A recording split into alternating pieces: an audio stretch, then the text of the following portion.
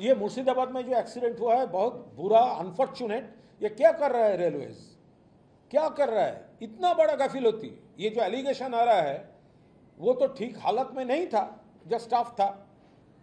पुल car accident, 3 बच्चों, इसका responsibility तो रेल को लेना चाहिए, भाजपा को लेना चाहिए। अगर ये तृणमूल का किसी टाइम में कुछ होता तो इतने टाइम में तो तृणमूल का ना जाने क्या क्या बोल देते आप लोग।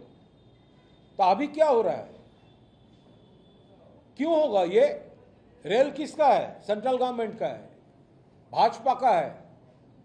इतना वैकेंसीज, हर पोस्ट में आदमी भी नहीं है, एम्प्लॉय भी नहीं है, जो है वो नेशा में चला गया है।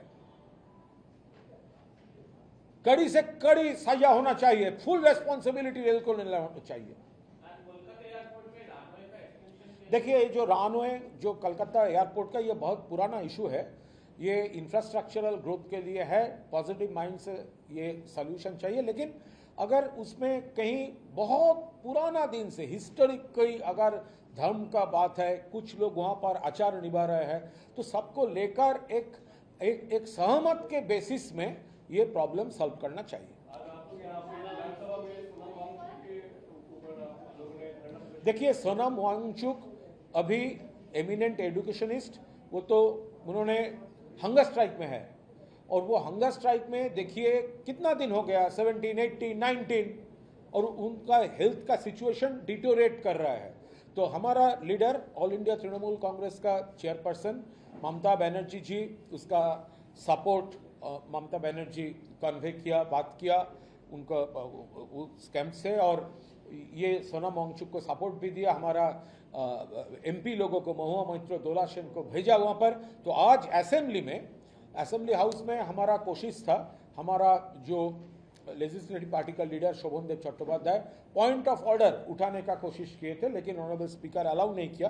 तो हम यहाँ पर बाबा साहेब आम्बेडकर का स्टैचू के सामने हम लोग एक धरना किया। तो हमारा डिमांड है, ये जो सोनम वांगचुक जी का जो हंगर स्ट्राइक चल रहा है, इमीडिएटली सेंट्रल गवर्नमेंट को इंटरवेन करना चाहिए। वो एजुकेशन के लिए, ट्रांसपेरेंसी के लिए, न्यू जनरेशन के लिए, जो कॉज के लिए वो हंगर स्ट्राइक कर रहा है, इसके ऊपर डिस्कशन चाहिए, उनसे डिस्कशन करना पड़ेगा, और as early as possible central government should intervene on the particular issue. Thank you.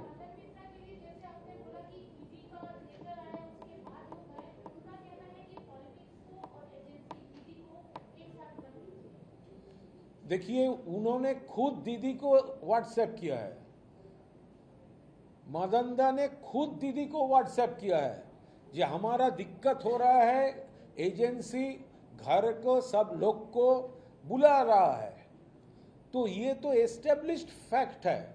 जो ईडी का जो खत है, प्रेम पत्र है, तो ईडी का जो खत है वो आने के पहले मदन मित्र जी किसको रेपिस्ट बोल रहा था, मदन मित्र का स्टेटमेंट देखिए आपके सामने, मैं गद्दार नहीं हूं, मैं नहीं छोड़ूंगा ममता बनर्जी को।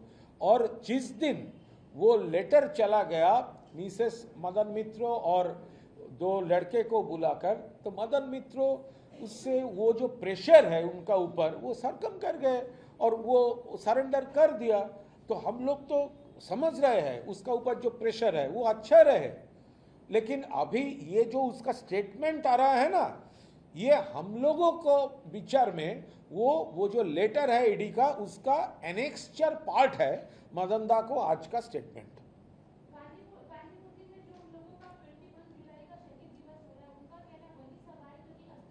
अरे छोड़िए ना, ये तो सब खाद आने के बाद का स्टेटमेंट है। खाद आने के पहले का स्टेटमेंट देखिए और खाद आने का बाद का स्टेटमेंट देखिए। फैक्ट अप तो है ईडी का खत, तो ठीक है।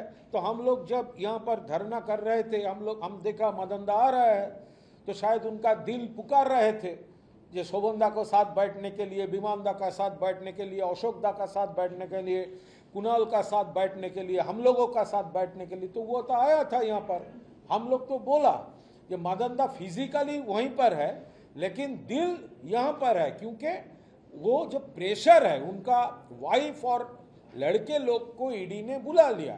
तो ठीक है, मदनदा को सेफ रहने के लिए मदनदा कुछ दिन उस कैंप में रहिए, ठीक है, इंफॉर्मेशन भी आएगा, बात भी होगा, तो वो उस कैंप में रहिए। थोड़ी देर बाद अगर प्रेशर कट जाए तो देखा जाएगा।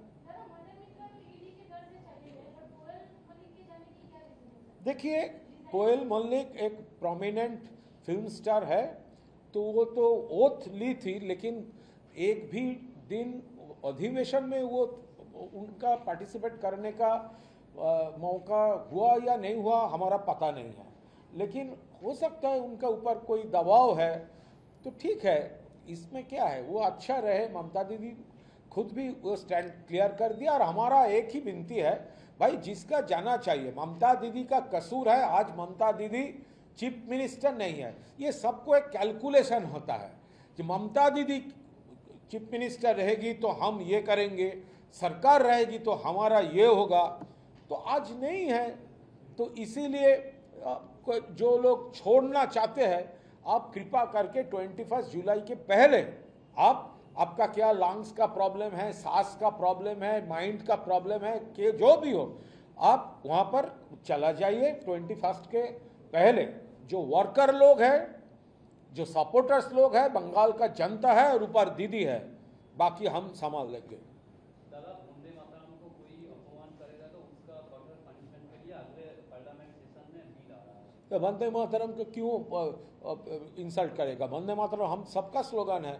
आज कौन लोग वंदे मातरम बोल रहा है? वंदे मातरम तो हमारा सांसों में है, हमारा हर एक स्पीच खत्म होता है जय हिंद, वंदे मातरम, जय बांग्ला। ये वंदे मातरम ये तो हमारे सांसों में है। तो जो लोग बड़ा बड़ा बात कर रहे हैं, तो जो हमारा जो फ्रीडम फाइटर्स वंदे मातरम बोलकर फांसी का फंदे खुद गले में लगा लेते थे, आज जो लोग बड़ा बड़ा बात बोल रहे हैं वंदे मातरम के लिए, वो तो ब्रिटिश का दलाल बन चुका था। आज ये उससे सीखना पड़ेगा।